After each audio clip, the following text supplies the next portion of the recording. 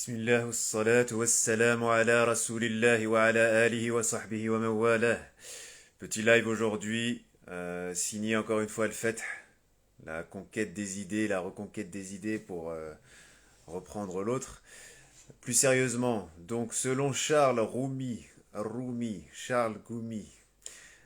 qui mériterait d'être goumé intellectuellement bien sûr, s'entend, pas d'appel à la haine, pas d'amalgame, pas d'appel à la violence. Selon donc Chalgoumi, la France est plus grande, la France est plus importante, la France est au-dessus de tout. Donc selon lui, la France qui a, depuis la Troisième République, sept et même bien avant, en réalité sous Napoléon déjà, s'est donné pour mission de coloniser l'islam, s'est donné pour mission de soumettre l'islam, comme disait Champollion en 1881. Celui-ci disait: nous allons conquérir les esprits comme nos armées s'adonnent à la conquête des terres, en parlant des terres d'islam. Donc aujourd'hui, ouvertement, pour ceux qui doutaient encore du coufre de Hassan Chalgoumi, aujourd'hui, ouvertement, cet individu, ce poltron, au niveau intellectuel encore une fois, et politique, celui qui n'a aucun courage, déclare chez Radio J, radio de la communauté organisée de lumière, comme le dit si bien Golnadel, celui-ci déclare auprès de ses coreligionnaires véridiques, ses coreligionnaires véritables, pardon, ils ne sont pas véridiques mais véritables, que la France est akbar, que la France est plus importante, que la France est plus grande, que la France est plus puissante que le reste. Donc ce qui est attribué à Allah Azza wa Jal par ses propos même, par son verbe propre, subhanahu wa ta'ala, à savoir al-kibriya, il dit que al-kibriya est aussi applicable, est aussi... on peut employer cette notion, on peut employer cette épithète pour la France. Donc la France qui est une entité, encore une fois, séculière, qui a une grande histoire. Hein. La France est un pays honorable, à l'histoire noble, avec qui les musulmans, à partir du 8e siècle, ont un rapport direct. Lorsque nos ancêtres s'adonnent, puisque nos ancêtres ne sont pas arrivés en France, ce qui sera la France dans à l'avenir, pardon, les nôtres, nos ancêtres, rahimahumullah, wa taqabbalahum min ash-shuhada, pour ceux qui ont versé leur sang justement pour libérer plus de la moitié de la future France de l'empire wisigoth, qui étaient des étrangers qui n'avaient rien à faire là également, et que les nôtres ont dégagé, que les nôtres ont nettoyé, littéralement, puisque l'empire wisigoth plus jamais ne se relèvera après l'action de Tariq ibn Ziyad et de Moussa ibn Nusayr. Donc, lorsqu'il est question de parler de la France en tant que musulmane, il n'y a aucun problème. Il est question véritablement de rétablir la véridicité à ce sujet. Le fait est que ce Chalgoumi ne représente pas que lui-même, mais il ne représente pas, bifadlillah, non plus al-muslimoun.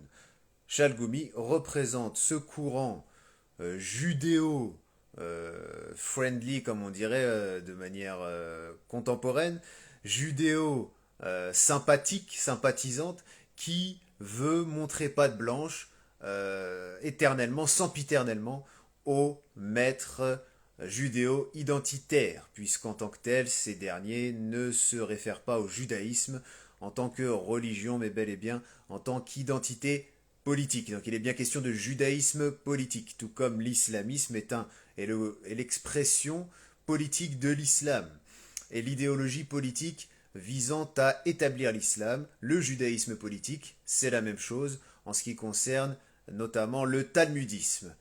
Donc, Chalgoumi nous dit clairement aujourd'hui qu'il prête allégeance, et ceci sans aucun détour, on le sait tous, son allégeance via Marek Alter avait déjà été consommée. Mais aujourd'hui, nous avons clairement cette insolence, nous sommes en face de cette impertinence, et ceci auprès, encore une fois, d'un des organes de la communauté organisée de lumière les plus influents. Donc, Encore une fois, les musulmans qui tombent des nues, qui s'étonnent et qui se veulent lanceurs d'alerte. Attention, regardez Chalgoumi, attention, ce qu'il dit, c'est terrible, il se renie. Le gars en question s'est renié, parce que je ne sais pas comment le désigner autrement, s'est renié le pleutre intellectuel, le faible intellectuel, c'est à renier son essence depuis bien longtemps. Donc voilà, petit live sur la question, et ne vous inquiétez pas concernant son cas. Son cas est déjà clair, son cas est de manière évidente réglé, puisque ce dernier ne représente en aucun cas un courant classique de l'islam, ne représente en aucun cas le classicisme, le traditionnalisme islamique. Donc voilà, en tout cas c'était une petite réaction à à cette affaire qui aujourd'hui sonne le glas d'une époque où les pseudo-imams républicains se couvraient d'un épais manteau moral. Aujourd'hui c'est terminé. Aujourd'hui c'est fini. Ceci à cause de la poussée de l'islam. C'est-à-dire que bien au-delà du sujet du djihadisme, bien au-delà du sujet du terrorisme, on rappelle que le terrorisme est historiquement le fait pour le faible de s'opposer au puissant, donc est terroriste selon le puissant qui il aura bien voulu désigner comme tel, même si voilà, là on parle clairement du mouvement djihadiste, du mouvement militaire djihadiste, bien au-delà de la poussée de ce dernier, il est bien question de la poussée de l'islam. Et lorsque ces hypocrites ne veulent pas se rendre compte qu'ils vont perdre leurs privilèges, qu'ils vont perdre leur posture dominante, puisque ces gens-là travaillent pour les renseignements, ces gens-là travaillent pour le sommet de l'État, on le sait tous autant que nous le sommes, et bien sûr servent la logique transnationaliste qui consiste à ne même plus à faire fi de la souveraineté des États afin de poursuivre un projet politique, idéologique, celui du sécularisme extrême, et par le biais, encore une fois, du concept de société ouverte. Donc ici, il n'y aura pas George Soros de manière directe, mais on sait bien que ces principes-là, ce concept-là, ces idées-là, consistant à séculariser toutes les religions, consistant à humaniser, donc l'humanisme est cette philosophie, cette idéologie, cette pensée avant tout, ce corpus de pensée qui vise à remplacer Dieu comme centre de l'univers par l'homme. Donc ces humanistes, ces ultra-sécularistes sont aujourd'hui les meilleurs soutiens, l'ont toujours été, mais aujourd'hui ne se cachent pas d'être les soutiens directs de Charles Goumi, Charles Roumi, qui est invité chez Radio J pour dire clairement: je me mets à plat ventre devant vous, je suis votre serviteur, Missio, s'il vous plaît, acceptez-moi comme tel. Donc, alhamdulillah, les nôtres l'ont rejeté depuis bien longtemps et personne ne le prend au sérieux, mais c'est là où nous devrions justement surveiller ses faits et gestes sur le terrain politique et intellectuel, encore une fois, et non pas sur le terrain de l'agression physique qui n'amène à rien d'autre exactement, le Tarout, qui n'amène à rien d'autre qu'une autodestruction par la bêtise. Nous devons de surveiller politiquement et intellectuellement les pas de ce genre d'individus, afin bien sûr de contrer leurs idées par une production intellectuelle forte, par une production intellectuelle conséquente, et non pas en quémandant auprès de philanthropes milliardaires quelques milliers, quelques millions de dollars, d'euros dans notre contexte, afin de lutter contre l'islamophobie. Les premiers islamophobes, ce sont les musulmans eux-mêmes, lorsqu'ils enterrent, lorsqu'ils enterrent leurs principes, lorsqu'ils enterrent leurs frères et sœurs, lorsqu'ils délaissent la véridicité, lorsqu'ils délaissent la vérité de leur religion. Les musulmans sont les premiers islamophobes. Donc arrêtons, lorsqu'ils sont ainsi, arrêtons de quémander auprès de philanthropes, qu'ils soient juifs, qu'ils soient protestants, qu'ils soient évangéliques ou autres, de du soutien. Arrêtons de quémander auprès d'eux un soutien des plus faibles, un soutien des plus maigres, un soutien des plus fragiles. Non, mon frère, je vais très vite parce qu'en soi, là, c'est même pas une question de prendre son temps ou quoi. Non, non, il est question d'en finir avec cette thématique, mais de revenir sur quelque chose de beaucoup plus important, celui de l'intégrité, celui de la souveraineté, l'islam. Nous nous concentrons beaucoup trop sur la liturgie, je n'ai de cesse de le dire. Je n'ai de cesse de le dire. Et ceci, bien sûr, en prenant à bras le corps l'importance de la liturgie, l'importance quotidienne de celle-ci, car Ramadan arrive et ceci ne change rien pour un musulman, ceci ne change rien pour un mu'min. Nahsibu anfusana wallahu hasibuna, Allahumma ja'alna min al-mu'minin, wa min al-muqinin.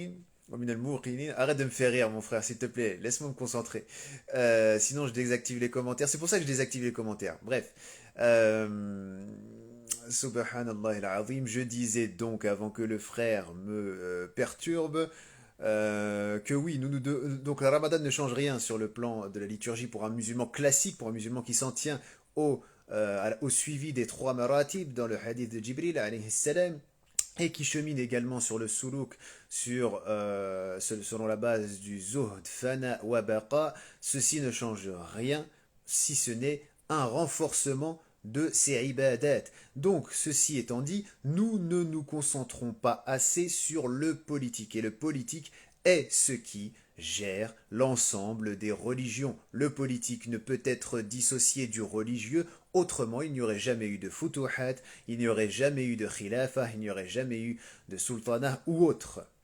Et justement, le fait que l'on se concentre sur des activités mondaines à foison, sur des compétitions sportives qui sont bien sûr le fait de potentats sécularistes anti-islam, arrêtons avec le terme galvaudé d'islamophobie que les philanthropes milliardaires que nous avons cités aiment à nous distribuer, aiment à nous faire adhérer.